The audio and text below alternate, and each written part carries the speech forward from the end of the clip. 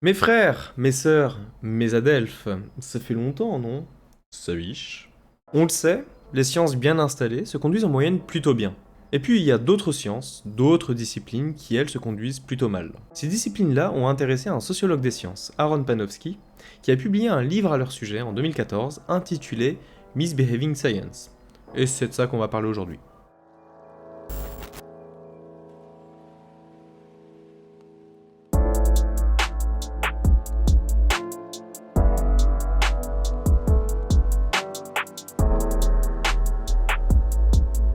Dans le domaine de la médiation ou de la vulgarisation, on parle plus souvent des connaissances elles-mêmes, mais plus rarement de leurs conditions de production.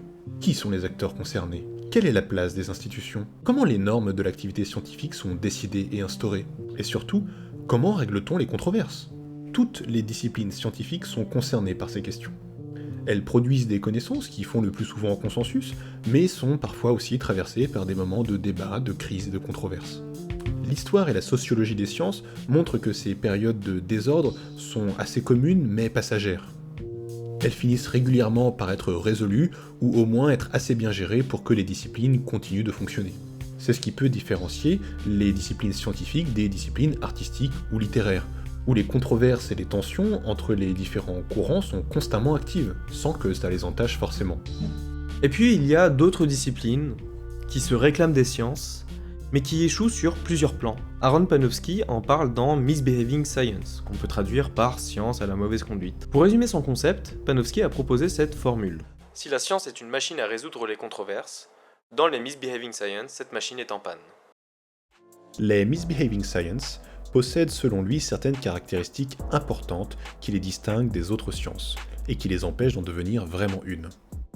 En premier lieu, elles sont bloquées dans un état de controverse permanente. Et en second lieu, elles sont dans un état d'anomie, un concept sociologique qui signifie qu'elles manquent d'un ensemble de règles, de normes, de fonctionnement et de régulation.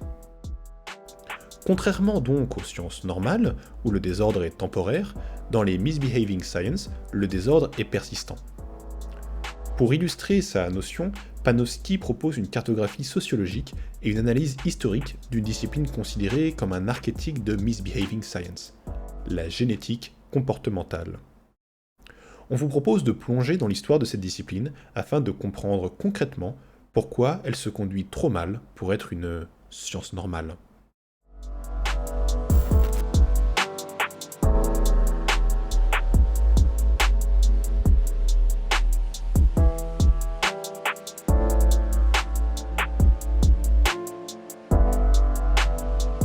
La génétique comportementale est la discipline qui entend étudier les déterminants génétiques de nos traits comportementaux. Elle émerge dans les années 50 avec l'ambition d'assainir les bases de l'étude de la biologie des comportements. Oui, assainir.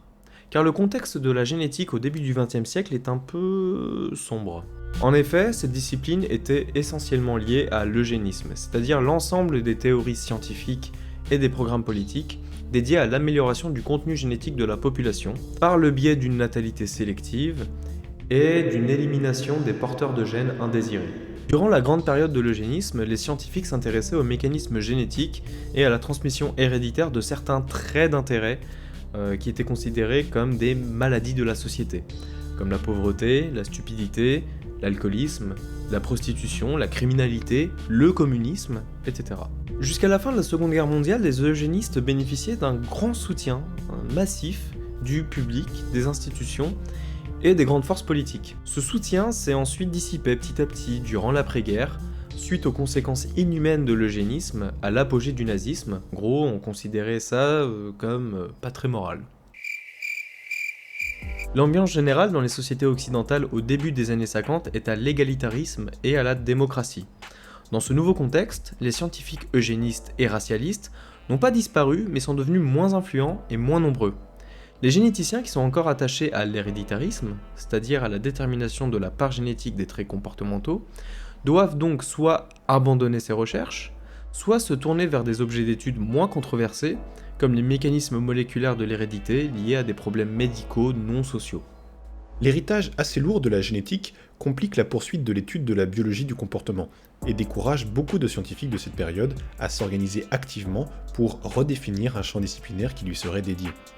Par le passé, la question de l'effet des gènes sur le comportement n'était jamais approchée autrement qu'à travers des présupposés déterministes et héréditaristes. C'est-à-dire qu'on pensait qu'il était possible d'analyser de manière séparée les contributions des gènes et de l'environnement, et que les gènes déterminaient de manière immuable une partie du comportement.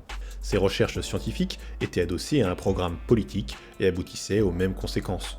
On devait mesurer le mérite social, et il fallait hiérarchiser et trier les capacités humaines. On a là la première controverse à laquelle font face les créateurs de la génétique comportementale post-guerre mondiale. Il faut reformer le champ de la génétique du comportement sur des bases scientifiques et non politiques. Ils cherchent à se distancer des idées eugénistes et racialistes. Ils attaquent essentiellement sur le terrain technique et non pas politique ou moral. Ils considèrent leur tâche purement scientifique, dans un sens assez idéaliste, avec la croyance que l'on peut séparer la science des contaminations politiques. Les principaux fondateurs de cette proto-discipline sont des généticiens du comportement animal, qui sont donc supposés être préservés des sujets trop politisés. L'idée est ensuite de tendre vers l'étude de l'humain pour faciliter et assurer le financement pérenne de leur discipline. Les généticiens du comportement consacrent leur énergie dans les années 60 à monter un réseau de recherche par le biais de conférences, d'ateliers et de séminaires en ratissant large. Ils intègrent des généticiens et des psychologues, mais également des anthropologues, des psychiatres, des sociologues, etc. Mais ils prennent soin de garder leur distance avec les héréditaristes hardcore et les racialistes. Ils travaillent notamment avec le généticien Theodosius Dobzhansky, dont les positions antiracistes et anti-eugénistes sont bien connues, ce qui leur permet de bénéficier de son aura. À ce moment, il y a un consensus implicite des généticiens du comportement sur les visions eugénistes et racialistes. Il y a une volonté de se distancer de ces sujets très polémiques et politiquement problématiques. Malheureusement, on va voir par la suite que sur ces sujets, ça se gâte. En attendant, les tensions qui aboutiront à la première controverse du champ se situent ailleurs. Sur le plan méthodologique, une bonne partie des généticiens du comportement passent le plus clair de leur temps à calculer l'héritabilité d'un trait comportemental. On préfère prévenir, c'est un peu technique, mais pas de panique. On va pas forcément épiloguer là-dessus maintenant, et vous aurez d'autres ressources en description si vous voulez creuser le sujet beaucoup plus profondément. Mais rapidement. L'héritabilité est un paramètre statistique développé par Francis Galton qui correspond au rapport de la variance génotypique sur la variance totale du phénotype étudié. C'est clair ? Traduit autrement, il s'agit d'une donnée censée permettre d'évaluer le poids de l'influence des gènes comparé à l'influence de l'environnement sur le développement et la transmission d'un trait. Des questions se posent dès le début sur l'interprétation de l'héritabilité pour des traits comportementaux humains et la pertinence de l'estimer. Car au départ, l'héritabilité est surtout utilisée dans l'élevage et l'agriculture pour la sélection de traits d'intérêt. Mais contrairement aux cultures végétales et animales, on ne contrôle pas tous les effets environnementaux et sociaux dans les processus de reproduction et dans l'éducation des humains. Si un trait est le produit de l'interaction entre la machinerie génétique et l'environnement, pour pouvoir isoler la part génétique dans l'expression du trait, il faudrait au moins qu'on puisse déterminer avec précision le contexte environnemental et le contrôler, sinon c'est un facteur de confusion. Une valeur d'héritabilité pour un trait dans un environnement particulier ne sera effectivement pas la même dans un autre environnement. À moins donc de faire de l'élevage humain, l'héritabilité a donc peu de sens pour tenter d'extraire une composante génétique des comportements indépendamment d'une composante environnementale. Et pour rajouter encore une couche, on sait aujourd'hui grâce aux avancées en génétique que les hypothèses et approximations sur lesquelles reposent les modèles d'estimation de l'héritabilité ne tiennent pas. Sa valeur explicative et prédictive est donc nulle. Les débats sur cette question sont encore vifs aujourd'hui, signe que la controverse n'est toujours pas résolue à ce jour. Pour plus d'infos, article en description. Petit aparté, pour rappeler que héritable ne signifie pas héréditaire. Les généticiens du comportement le rappellent également volontiers, mais certains ne se privent pas de laisser planer le doute. L'hérédité correspond à l'ensemble des mécanismes de transmission génétique d'un trait d'une génération à sa descendance. Par exemple, la couleur des yeux ou le groupe sanguin sont des phénotypes dont la transmission des parents à leur descendance est régie par des mécanismes héréditaires connus. Mais l'hérédité n'est qu'un des facteurs de développement d'un phénotype. Il y a également l'environnement qui rentre en compte, et ces facteurs sont indissociables. De son côté, l'héritabilité n'est qu'un paramètre statistique qui prétend mesurer la part de variabilité d'un trait qu'on peut attribuer à des facteurs génétiques. Mais ce paramètre n'est applicable que dans des cas particuliers où on peut contrôler les sources de variabilité et estimer correctement ces variabilités. Enfin bref, tout ça pour dire que c'est pas la même chose et la notion d'héritabilité n'a pas de sens sur l'humain. La génétique comportementale soulève à ses débuts d'autres questions sur le plan théorique et paradigmatique. À quel point peut-on transférer les résultats d'études de l'animal à l'humain? Et concernant le programme de recherche, est-ce que les généticiens du comportement doivent plus se focaliser sur les comportements liés à la physiologie, ou bien étudier des traits comme la personnalité ou l'intelligence? Ces débats ont enflammé la scène de la génétique comportementale durant sa première décennie. Aucun consensus méthodologique et paradigmatique n'était vraiment en place à ce moment-là. Mais on pouvait considérer que les bonnes conditions du débat étaient en place pour espérer finir par constituer une discipline unifiée et intégrative. Ce n'était qu'une question de temps, le temps de mener les débats, de dégager les consensus. C'était l'âge d'or de la génétique comportementale. Mais cet âge d'or a pris fin en 1969, année de lancement de l'irrésolue controverse sur les différences raciales du QI.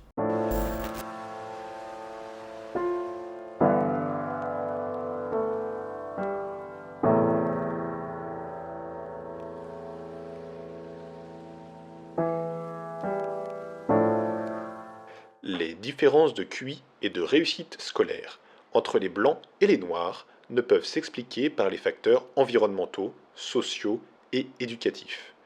Estimant que le QI est héritable à 80%, aucune politique éducative de remédiation ne pourrait réduire cet écart entre les blancs et les noirs. Cette affirmation choquante est le résumé d'un article d'un psychologue de l'éducation américain, Arthur Jensen. Une publication de 1969 intitulée How Much Can We Boost IQ and Scholastic Achievement? Il développe son travail en utilisant principalement les outils de la génétique comportementale, en proposant des estimations d'héritabilité du QI et en intégrant ses recherches sur l'intelligence dans le contexte d'études de disparité raciale. C'est le début d'une grande controverse qui va marquer jusqu'à aujourd'hui l'histoire de la génétique comportementale. Alors que 10 ans auparavant, elle essayait de se débarrasser de tout ce qui pouvait rapprocher génétique de travaux sur la race. Eh bien, elle n'arrivera pas à échapper à leur retour dans les années 70. Comment en est-on arrivé à ce retournement? Il y a plusieurs hypothèses. La première est que les généticiens du comportement sont tout simplement racistes et racialistes, et croient vraiment à l'infériorité des Noirs pour des raisons politiques. Intégrer des études sur les différences raciales d'intelligence en génétique du comportement est donc un moyen pour eux de rationaliser et légitimer cette position par la science. La seconde hypothèse, c'est que les généticiens du comportement ont un ensemble d'engagements scientifiques qui les forcent à tenir compte des arguments de Jensen. Mais Panofsky a une autre explication à ce revirement racialiste. L'intégration des travaux de Jensen est le résultat de l'effort fourni par les généticiens du comportement pour défendre leur champ et pour préserver la possibilité de définir leur discipline avec la plus grande marge de manœuvre possible.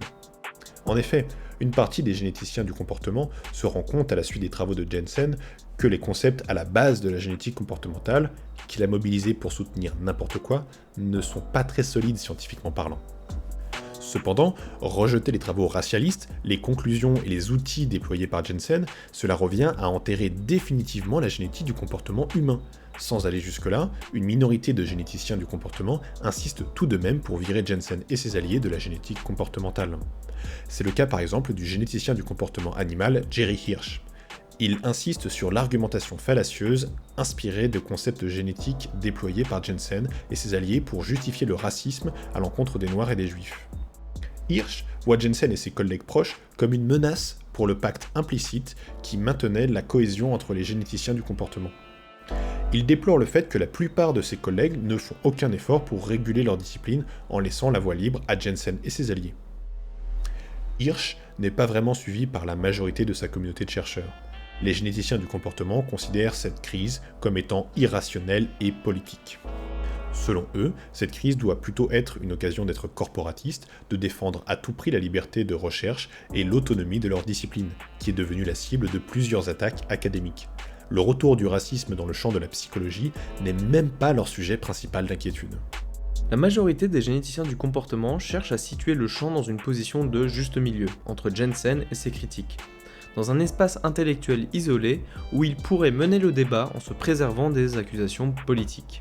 Dans cette veine, certains généticiens du comportement ont tenté de tester empiriquement les affirmations de Jensen, c'est-à-dire, on le rappelle, l'hypothèse d'une différence raciale au niveau génétique. Sandra Scar a par exemple mené une étude sur les enfants noirs adoptés dans le Minnesota, qui a montré que leur QI corrélait plus avec celui de leurs parents blancs qu'avec celui de leur mère biologique.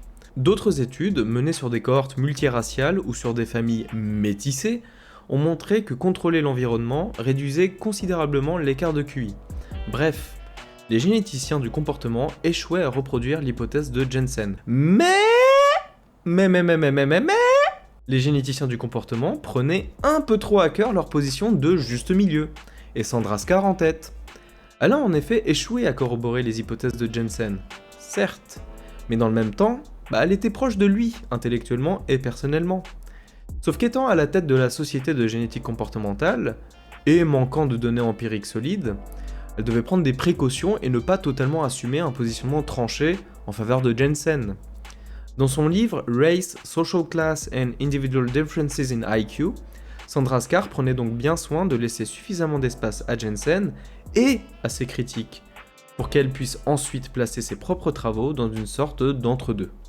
Cette obsession pour le juste milieu, entre autres, conduit les généticiens du comportement à l'échec de leur gestion de la controverse, échec typique des misbehaving science. Ils ne sont pas capables de résoudre cette controverse en interne, et pire encore, doivent faire face aux critiques externes. Les critiques les plus communes proviennent de généticiens, comme Joshua Lederberg, Theodosius Dobzhansky, Walter Badmer et Luca Cavalli-Sforza, sur le fait que les valeurs d'héritabilité ne disent rien sur le caractère immuable d'un trait ou sur les différences raciales. Mais ça, des généticiens du comportement le disent aussi. Par ailleurs, d'autres scientifiques critiques du champ se refusent à prendre part à la controverse à partir de ce cadrage qu'ils jugent réducteur et clairement faussé. Par exemple, le psychologue Léon Camin a examiné en détail les bases de données des jumeaux et des enfants adoptés, utilisées entre autres par Jensen, et a conclu qu'elles étaient scientifiquement inutilisables, et qu'aucun scientifique prudent ne pourrait raisonnablement penser, à partir de ces dernières, que le QI serait héritable. Selon lui, ce n'est même pas qu'un problème qui concerne Jensen, c'est l'intégralité du champ de la génétique comportementale qui manque de base empirique, vu que les études de jumeaux sont le standard de leur discipline. Le généticien Richard Lewontin, l'un des plus célèbres critiques de la génétique comportementale, a consacré une bonne partie de son énergie à revenir sur l'héritabilité, en rappelant les fondements statistiques de cette variable pour montrer en quoi elle n'apporte aucune information sur les traits, les différences entre groupes, ou même sur les différentes contributions entre les facteurs génétiques et l'environnement. Avec d'autres généticiens, il critique vivement l'idée que l'héritabilité donnerait une quelconque information sur des relations de causalité entre gènes et traits, ce qui serait le minimum si on voulait que cette variable nous donne des pistes sur les bonnes politiques à mener. Les généticiens du comportement avaient beaucoup d'espoir dans la construction d'un terrain commun avec les critiques. Richard Lewontin a même été invité en 1973 par Sandra Scar à signer conjointement une déclaration visant à dénoncer les affirmations racialistes et en même temps à défendre la liberté académique dans ce champ. Autant dire que le bon Richard a refusé sec.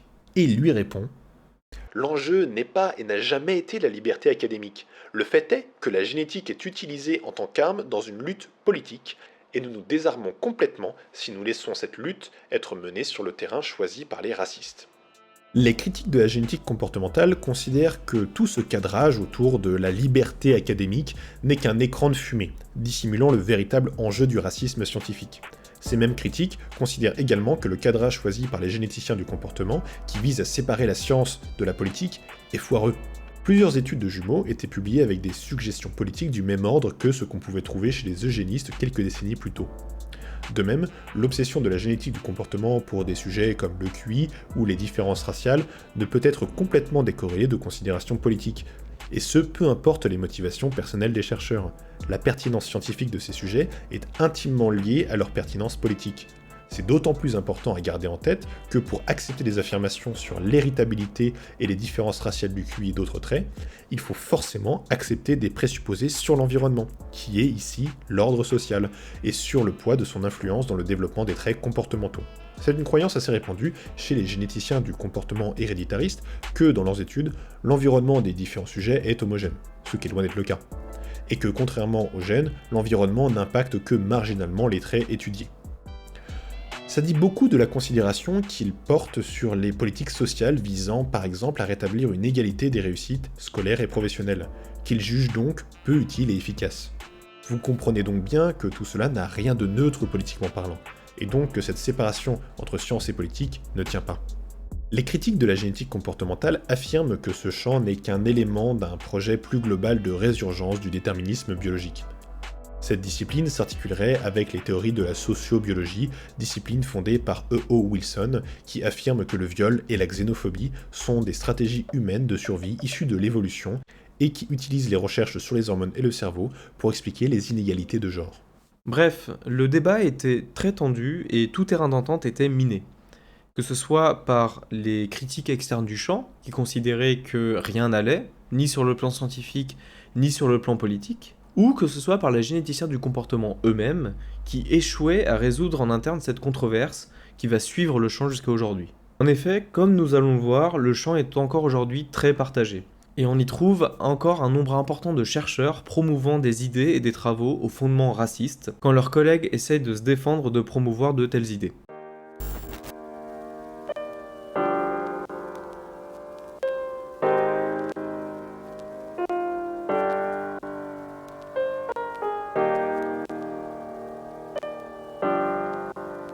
On ne va pas faire toute l'histoire de la génétique comportementale jusqu'à aujourd'hui.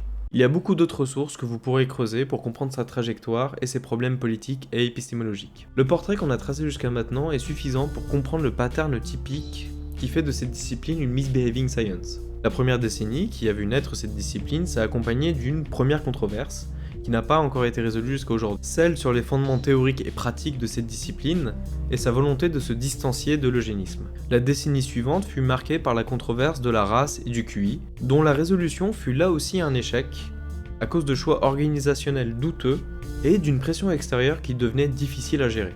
Mais du coup, que s'est-il passé par la suite ? Eh bien, la génétique comportementale a enchaîné des problèmes d'organisation et un conservatisme épistémologique, c'est-à-dire une non-remise en cause de ses fondements théoriques. La période qui a suivi la controverse sur le QI et la race a été marquée par une fragmentation du champ que Panofsky qualifie d'archipel. L'espace interdisciplinaire qui caractérise la génétique comportementale est composé d'un ensemble de différents champs. Psychiatrie génétique, génétique quantitative, génétique moléculaire, psychologie de la personnalité, etc. Ces champs sont liés entre eux de manière très lâche.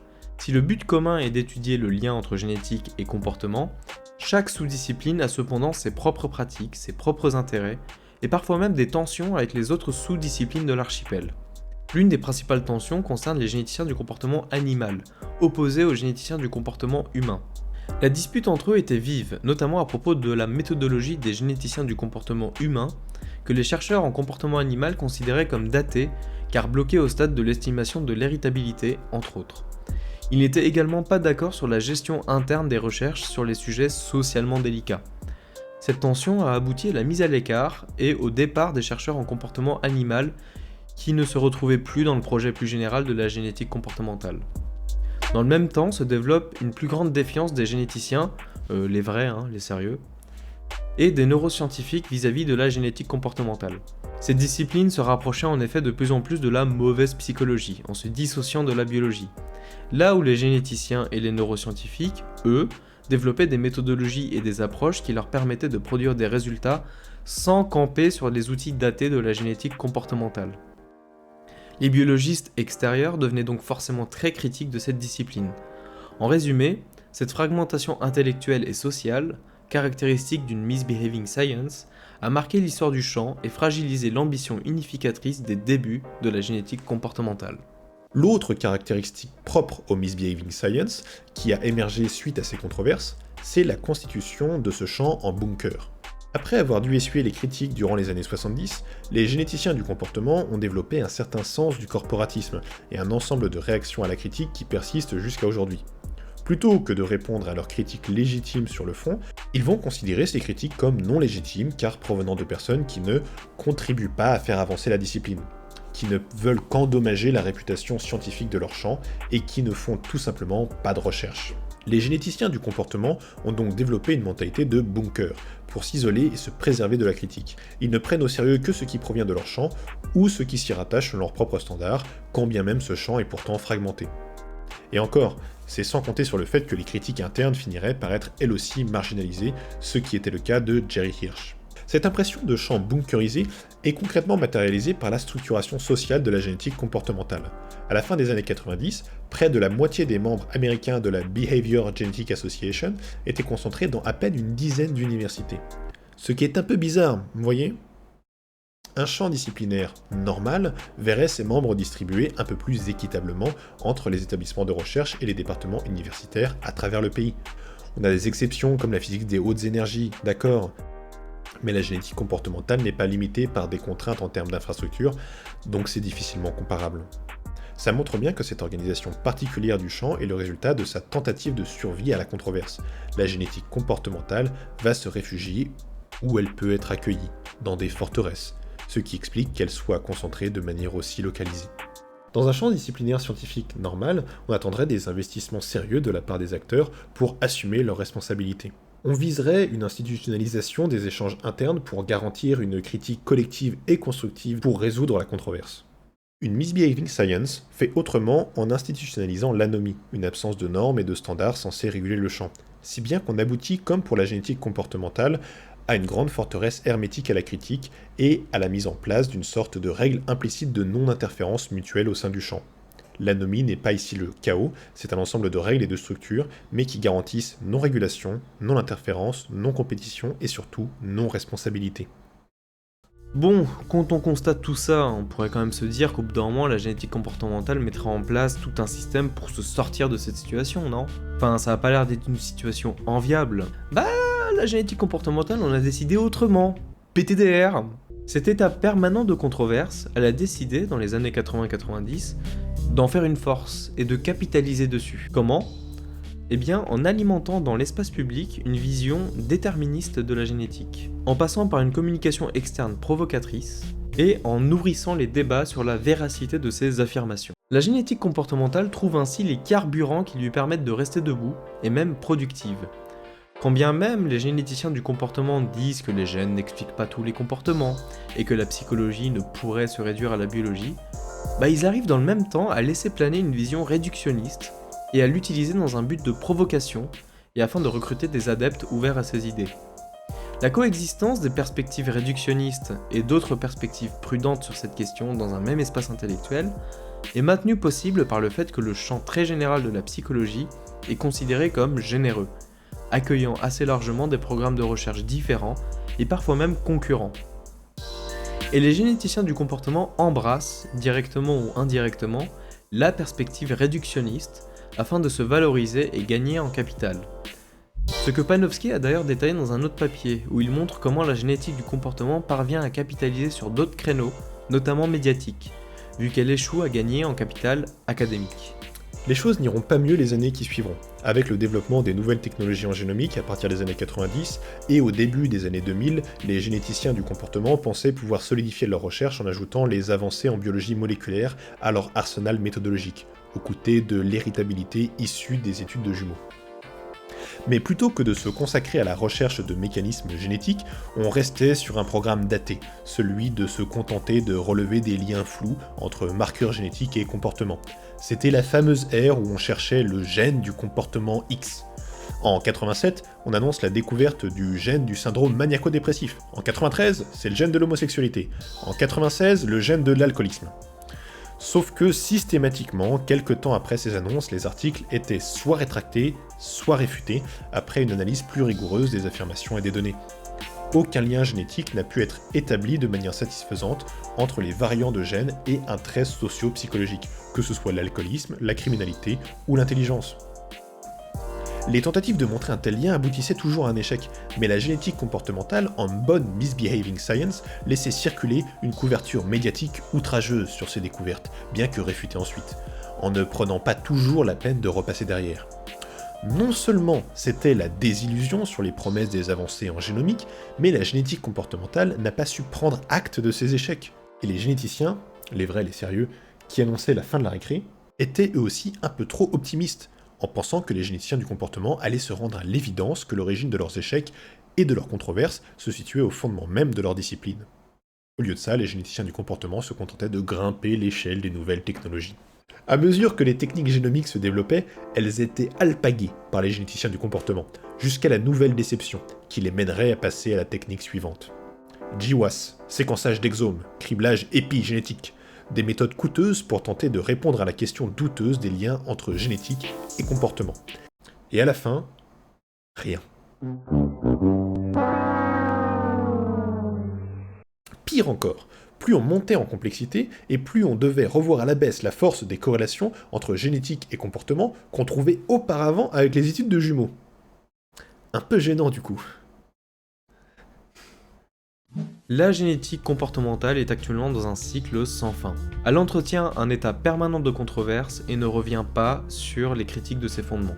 Elle se contente d'accumuler de nouvelles données qui montrent une corrélation de plus en plus faible, là où elle postule des fortes corrélations, voire une relation de causalité entre des variants de gènes et un ensemble de comportements et de personnalités. Elle le fait en détournant des méthodologies coûteuses avec l'aide parfois de sociétés de séquençage. Ces sociétés collectent les génomes de consommateurs, curieux de connaître leurs origines, et utilisent ensuite ces génomes pour des travaux en génétique comportementale, mais tout en prétendant utiliser ces génomes dans un but de recherche biomédicale, ce qui convainc plus facilement les clients de leurs services.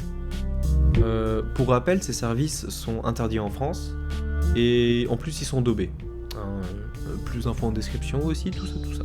En jouant sur la fascination du public pour l'ADN, la génétique comportementale nourrit et produit ce que le philosophe John Dupré et le sociologue des sciences Barry Barnes appellent l'astrologie génétique, c'est-à-dire un cadre explicatif centré sur le déterminisme génétique, basé sur des corrélations fortuites et douteuses, que les généticiens du comportement font prévaloir dans les discussions publiques. En somme, la génétique comportementale reste toujours active, et en majeure partie grâce à cet ensemble de méconduites. Quand bien même elle n'est pas considérée comme faisant partie intégrante du paysage académique légitime par les disciplines scientifiques qui le composent, et dont elle se réclame.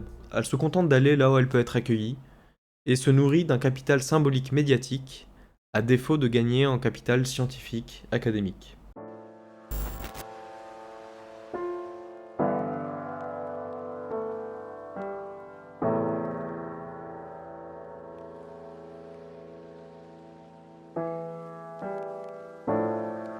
Aaron Panofsky a dressé un panorama du champ controversé qui est la génétique comportementale et a bien montré en quoi c'est une misbehaving science. Il décrit par la même occasion cette notion et en définit les caractéristiques principales. Ce qui fait d'une discipline une misbehaving science, c'est sa volonté de maintenir un état permanent de controverse, son refus de se réguler à travers la mise en place de normes, son hermétisme à la critique académique, sa tendance à la provocation, son conservatisme méthodologique et épistémologique, son organisation sociale et intellectuelle très fragmentée, son manque de lien avec d'autres disciplines plus assises institutionnellement, sa recherche de capital médiatique au détriment d'un capital scientifique et académique, etc. Toutes ces caractéristiques ne sont pas exhaustives, et d'autres disciplines pourraient être qualifiées de misbehaving science à l'aune de ces critères. C'est le cas, en l'occurrence, de toutes les disciplines qui se caractérisent par un fort réductionnisme biologique. La psychologie évolutionniste, la criminologie biosociale, la sociogénomique, ces disciplines partagent tout ou partie de ce qui a été développé jusqu'à maintenant pour la génétique comportementale. Et d'ailleurs, elles sont assez interconnectées, tant dans la vision et les ambitions biodéterministes, que dans leurs implications politiques. Ces disciplines controversées se distinguent par exemple de la neuroscience, qui forme un large champ disciplinaire aux multiples sous-champs. Leur but est d'étudier les mécanismes biologiques derrière des phénomènes physiologiques et sociaux issus des processus neuronaux, mais chacun à une échelle spécifique, allant du gène à l'échelle physiologique, et à l'aide d'un ensemble cohérent de méthodes expérimentales et numériques. Le fait est que ces sous-champs sont finement liés par des connexions théoriques proches et cohérentes. Et plus encore, la neuroscience a su désamorcer avec plus de succès les controverses qu'elle a traversées par une implication active de sa communauté dans la régulation interne de la discipline, mais également dans la régulation externe dans l'espace médiatique. Les généticiens classiques, les vrais, les sérieux, tentent aussi activement de réguler leurs controverses depuis le XXe siècle, étant toujours aussi conscients de l'instrumentalisation de leur champ à des fins idéologiques mortifères. La Société américaine de génétique, par exemple, publie régulièrement des déclarations sur la responsabilité historique des généticiens dans la propagation des idées racialistes. Elle rappelle que leur science ne peut plus se permettre d'être aussi légère à ce sujet, que la génétique ne pourra jamais valider la race biologique.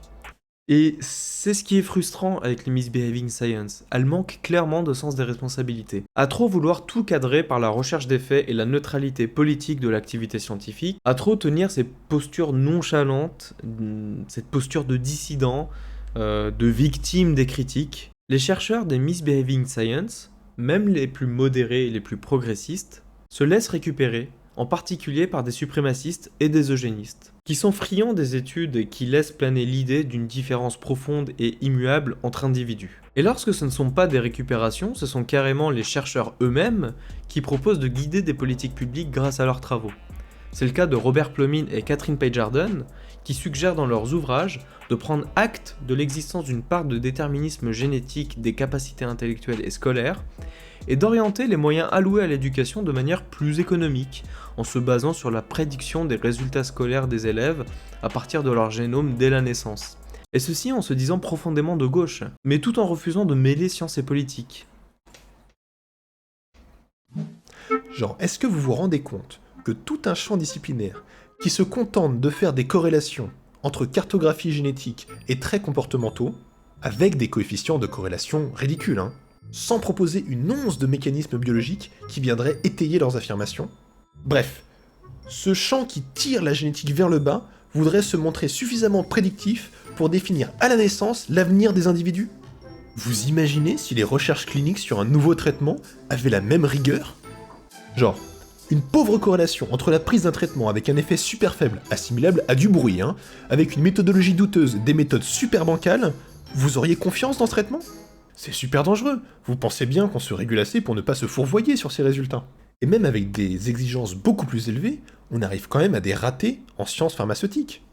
Pire encore, si les chercheurs de ces études se la jouent super dissidents et provocateurs quand on leur fait remarquer que leur méthodologie pue, et qu'ils s'amusent à détourner le débat sur le terrain de la liberté académique, vous auriez pas spécialement confiance dans ces chercheurs et dans leurs résultats. Vous trouverez que ça manque de sérieux, non ? Et les misbehaving science ont fait de ce comportement un des standards de leurs normes de fonctionnement. On pourrait s'en amuser si l'extrême droite ne s'y intéressait pas autant. L'exemple le plus récent étant la tuerie suprémaciste de Buffalo, où l'auteur de l'attentat avait cité dans son manifeste une étude de génétique comportementale qui suggérait des différences génétiques de comportement et de réussite entre populations. Les réactions à cette affaire étaient décevantes, bien que prévisibles du côté des généticiens du comportement. Quand du côté des autres généticiens, les vrais, les sérieux, on enchaînait les tribunes et les appels à responsabilité pour que les chercheurs soient plus prudents dans leurs travaux vis-à-vis des récupérations possibles. Ce sont également des travaux dont sont friands les communautés masculinistes et les incels, qui trouvent dans ces recherches des ressources qui permettent de rationaliser et de naturaliser le sexisme. Avec cette même vision éclatée du déterminisme génétique, les poussant même pour certains à commettre des attentats féminicides.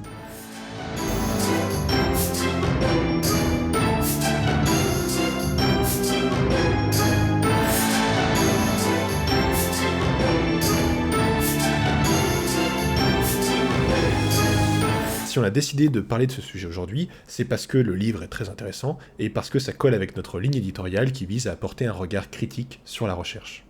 Mais plus que ça, les discours sur le déterminisme de la génétique ou de la biologie prennent toujours de la place dans le débat public à l'heure actuelle. On se doit de comprendre les tenants et aboutissants de cet état de fait. En effet, on nous sert encore aujourd'hui des textes controversés qui cherchent à expliquer pourquoi nos comportements ou nos choix seraient en fait inscrits dans une nature profonde et immuable, genre nos gènes, nos hormones. On est juste dans le fourvoiement en fait, si on écoute les biologistes sérieux. Mais il faut garder à l'esprit que ces discours servent plus sérieusement des projets politiques conservateurs et discriminatoires. Et cela en instrumentalisant les sciences pour se donner un vernis d'indiscutabilité qui s'impose à nous.